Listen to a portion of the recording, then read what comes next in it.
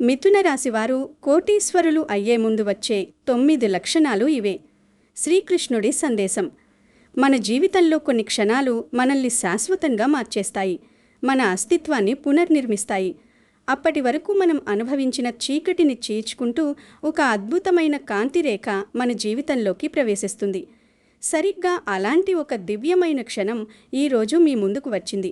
ముఖ్యంగా మిథున రాశివారి జీవితంలో గత కొన్ని సంవత్సరాలుగా ఎదుర్కొంటున్న ఆ కటిక చీకటి నుండి, ఆ కన్నీటి గాథల నుండి విముక్తి లభించే సమయం ఆసన్నమైందని చెప్పడానికి సాక్షాత్తు ఆ శ్రీకృష్ణ పరమాత్మ సూచించిన కొన్ని రహస్య సంకేతాలే సాక్ష్యం.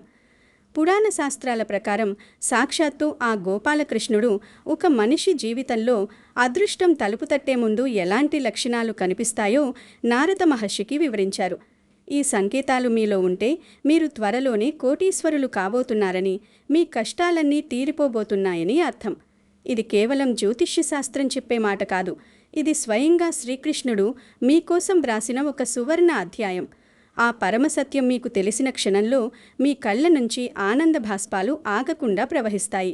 ఈ వీడియో చూడకపోతే మీరు కోట్ల రూపాయలు మిస్ అయినట్లే. అయితే మిథున రాశి వారి యొక్క జీవితంలో వారు ఆర్థిక పురోగతి సాధించే ముందు, లక్ష్మీదేవి యొక్క అనుగ్రహాన్ని పొందుకోబోయే ముందు ఎటువంటి సంకేతాలు కనిపిస్తాయో వివరంగా తెలుసుకుందాం. అంతకన్నా ముందు మా వీడియో నచ్చితే లైక్ చేసి షేర్ చేయండి. అలాగే మా ఛానల్ని సబ్స్క్రైబ్ చేసుకొని మాకు సపోర్ట్ చేయండి. అలాగే జై శ్రీకృష్ణ అని కామెంట్ చేయండి. జ్యోతిష్య శాస్త్రంలోని 12 రాశులలో 3వది మిథున రాశి. ఈ రాశికి అధిపతి బుధుడు కావడం వల్ల వీరి తెలివితేటలు చాలా అద్భుతంగా ఉంటాయి. మిథున రాశి వారు సాధారణంగా చాలా చురుకైన వారు మరియు సమయస్ఫూర్తి కలిగిన వ్యక్తులు. వీరిని అర్థం చేసుకోవడం ఎవరికైనా ఒక కొత్త అనుభవం లాంటిది. వీరు ఒకే సమయంలో 2 రకాల ఆలోచనలు చేయగల సామర్థ్యం కలిగి ఉంటారు. అందుకే వీరిని జంట రాశి అని కూడా అంటారు. వీరు బయటకు చాలా సరదాగా, మాటకారిగా కనిపిస్తున్నప్పటికీ లోపల మాత్రం ఎప్పుడూ ఏదో ఒక విషయం గురించి ఆలోచిస్తూనే ఉంటారు. ఈ రాశివారు గాలి తత్వానికి చెందినవారు కావడం వల్ల వీరి ఆలోచనలు కూడా గాలిలాగే చాలా వేగంగా మారుతూ ఉంటాయి. వీరు ఎక్కడున్నా కూడా తమ మాటలతో అందరినీ ఆకట్టుకుంటారు. కొత్త విషయాలను నేర్చుకోవడంలో, సమాచారాన్ని సేకరించడంలో వీరికి వీరే సాటి. తమకు తెలిసిన విషయాన్ని ఇతరులకు వివరించడంలో వీరు ఎంతో నైపుణ్యాన్ని ప్రదర్శిస్తారు. స్నేహం మరియు బంధుత్వం వీరికి చాలా ముఖ్యం. తమ చుట్టూ ఉన్నవారు ఎప్పుడూ సంతోషంగా ఉండాలని వీరు కోరుకుంటారు. మిథున రాశి వారిలో సృజనాత్మకత చాలా ఎక్కువగా ఉంటుంది. ఏ రంగంలో ఉన్నా కూడా తమదైన ముద్ర వేయాలని వీరు ఆరాటపడుతుంటారు. ఈ రాశివారు సాధారణంగా వ్యాపారం, రచన, కవిత్వం లేదా ఏదైనా సాంకేతిక రంగంలో రాణిస్తారు. బుధగ్రహ ప్రభావం వల్ల వీరి మాట తీరు చాలా ప్రభావవంతంగా ఉంటుంది. ఎదుటి వ్యక్తిని తమ మాటలతో ఇట్టే ఒప్పించగల అసాధారణ శక్తి వీరి సొంతం. అయితే వీరిలో ఉన్న ఒక చిన్న లోపం ఏమిటంటే వీరు త్వరగా నిర్ణయాలు తీసుకోలేకపోవడం. ఒకే విషయం మీద మనసును లగ్నం చేయడం వీరికి కొంచెం కష్టమైన పని. వీరి ఆలోచనలు నిరంతరం మారుతుండడం వల్ల ఒక్కోసారి మానసిక ఒత్తిడికి లోనవుతుంటారు.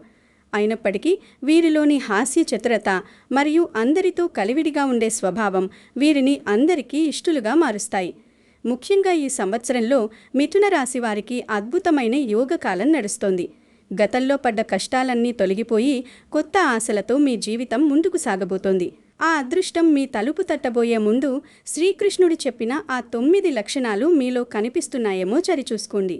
శ్రీకృష్ణుడు చెప్పిన మొదటి లక్షణం ఈశ్వర స్మరణతో రోజును ముగించడం. అంటే తన దైనందిన కార్యక్రమాలు అన్నీ ముగిసిన తర్వాత రాత్రి నిద్రకు ఉపక్రమించే ముందు ఏ వ్యక్తి అయితే ఈశ్వర ప్రార్థన, నామస్మరణతో రోజును ముగిస్తాడో అలాంటి వ్యక్తి శ్రేష్ఠుడు అని శ్రీకృష్ణుడు చెప్తాడు. పగటిపూట మనసు ఎన్నో వ్యాపకాలతో, ఆలోచనలతో, ఒత్తిళ్లతో నిండి ఉంటుంది. కానీ రాత్రి నిశ్శబ్దంలో, ఏకాంతంలో ఆ భగవంతునితో అనుసంధానం కావడం అత్యంత శక్తివంతమైన సాధన. రాత్రి వేళలో మన అంతరాత్మ మేల్కొంటుంది. ప్రపంచపు సందడి తగ్గిపోయిన ఆ సమయంలో భగవంతుణ్ణి స్మరించడం వల్ల మనసులోని కల్మషాలన్నీ తొలగిపోతాయి. నిజానికి అటువంటి వ్యక్తుల చుట్టూ ఒక అనిర్వచనీయమైన శక్తి వలయం, ఒక దివ్యమైన ఆరా ఉంటుంది. అది కేవలం ఈశ్వరుని కృప వల్ల మాత్రమే వస్తుంది. సుఖదుఖంలోనూ కష్టనష్టాలలోనూ అన్నిటిలోనూ ఆ ఈశ్వరుని లీలనే చూడటం చాలా ఉత్తమమైన లక్షణం. కష్టం వచ్చినప్పుడు భగవంతుణ్ణి నిందించకుండా ఏ పరిస్థితి వచ్చినా ఆ భగవంతుడు చూసుకుంటాడు, అంతా ఆయనకే అర్పణమని సంపూర్ణంగా ఆయన మీద భారం వేసేవాడు అత్యుత్తమ వ్యక్తి అవుతాడు. మీలో ఈ లక్షణం బలంగా ఉంటుంది.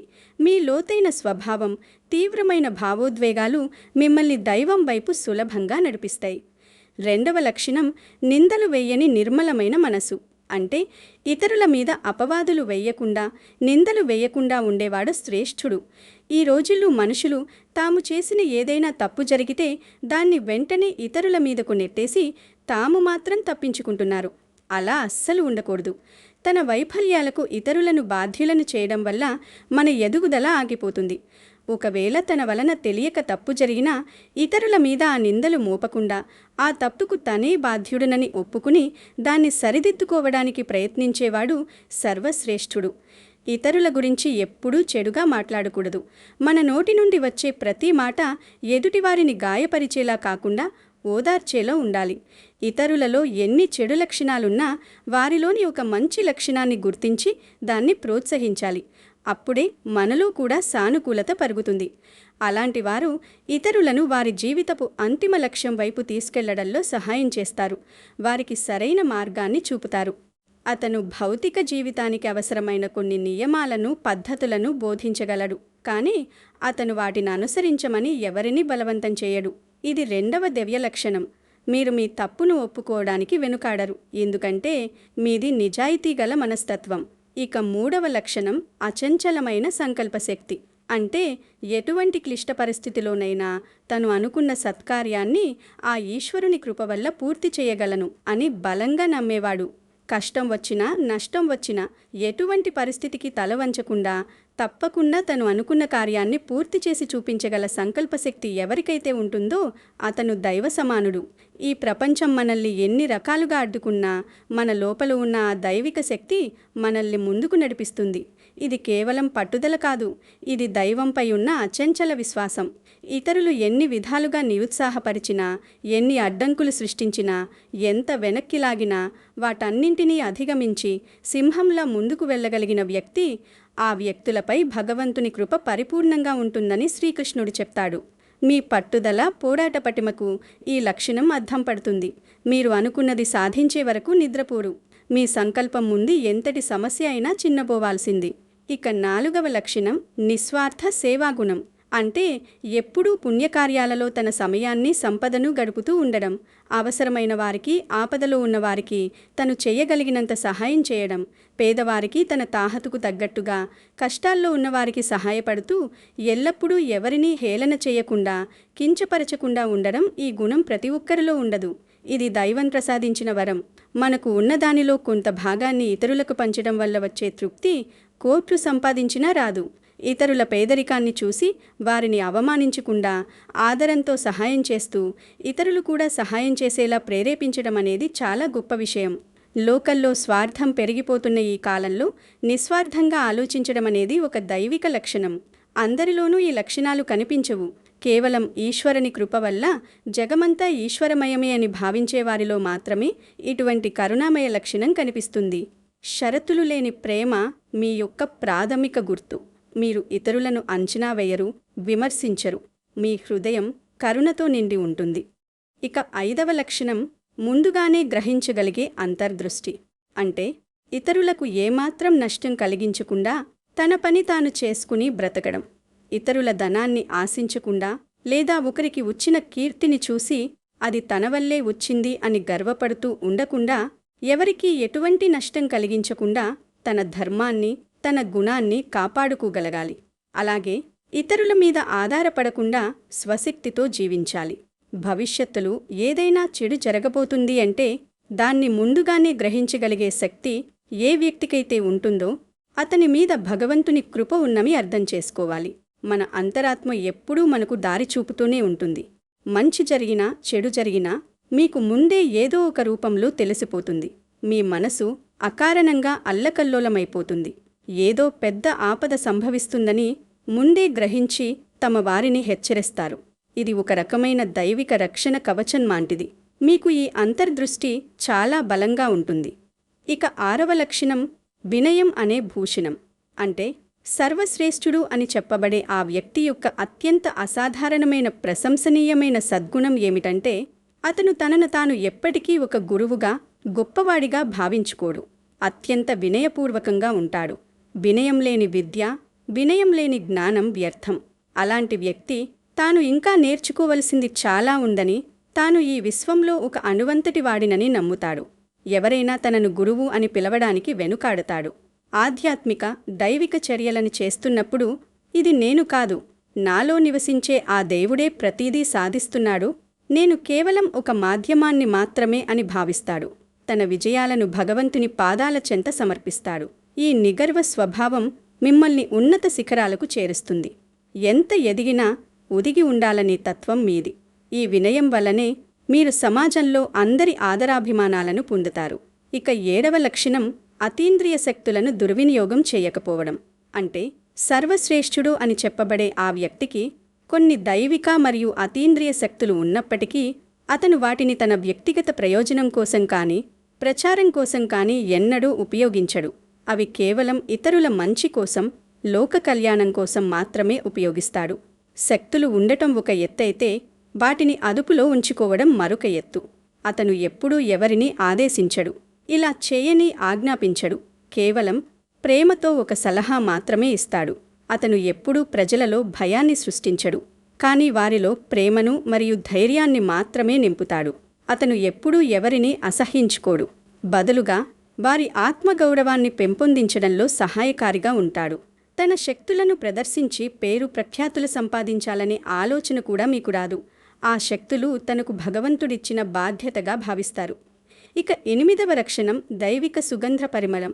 అంటే సర్వశ్రేష్ఠుడు అని చెప్పబడే ఆ వ్యక్తి చుట్టూ ఎప్పుడూ ఒక పరిమళభరితమైన సువాసన వ్యాపించి ఉంటుంది. మాటల్లో చెప్పలేని ఒక దివ్యమైన సుగంధం వారి చుట్టూ వెదజల్లుతూ ఉంటుంది. అగరబత్తి వెలిగించినట్టు, చందనం చల్లినట్టు, కర్పూరం వెలిగించినట్లు, లేదా తాజా పూల పరిమళాలున్నట్టు అలా కొన్ని పవిత్రమైన సువాసనలు వారి చుట్టూ ఎప్పుడూ ఉంటుంటాయి. మన శరీరం ఆత్మ యొక్క ప్రతిబింబం.